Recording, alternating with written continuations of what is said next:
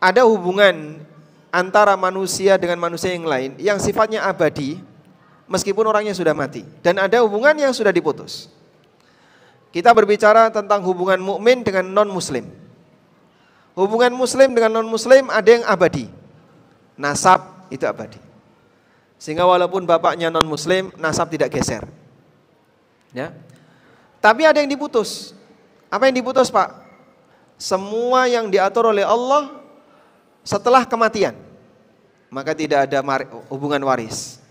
Rasulullah SAW mengatakan, la yarithul muslimul kafira walal kafirul muslimah. Orang muslim tidak bisa mendapatkan warisan dari orang kafir tidak bisa mendapatkan warisan dari muslim. Kenapa? Karena masalah pembagian waris Allah yang ngatur. Kata para ulama, ada 3 harta di mana Allah yang ngatur dan Allah tidak memberikan kesempatan bagi hambanya untuk turut serta di situ. Yang pertama warisan, yang kedua zakat, yang ketiga ghanimah. Warisan, zakat, ghanimah. Sehingga pada posisi 3 ini Allah yang menetapkan. Karena itu tidak boleh disalurkan kecuali yang telah ditetapkan oleh Allah Subhanahu wa taala. Walaupun punya hubungan kedekatan bapak dengan anak, tapi begitu salah satu mati dan beda agama, maka sudah tidak ada lagi hubungan waris. Nasab tetap berlaku karena nasab tidak hilang, tapi waris tidak berlaku. Meskipun jamaah sebagian di antara sahabat mereka lebih senang bernasab dengan nasab muslim. Contohnya Ibnu Ummi Maktum. Abdullah bin Ummi Maktum itu dinasabkan ke siapa?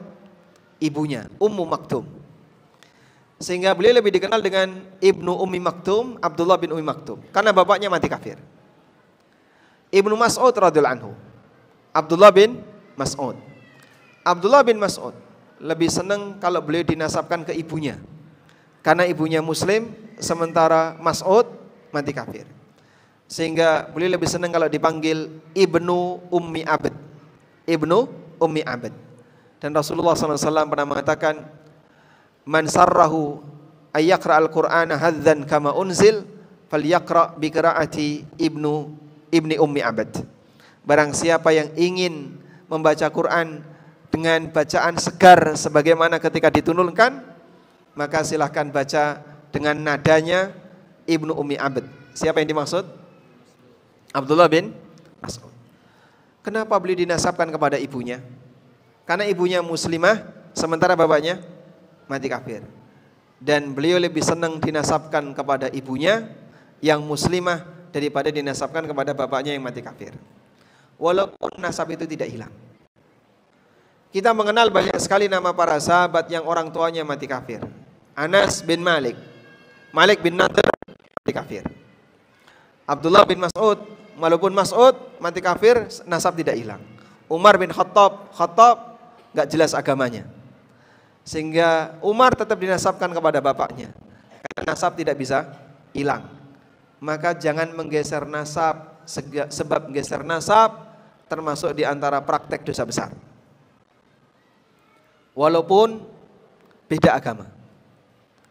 Tapi untuk aturan yang telah Allah tetapkan pasca kematian, yang itu tetap bertahan, maka tidak boleh atau sifatnya putus ketika orangnya mati dalam kondisi beda agama.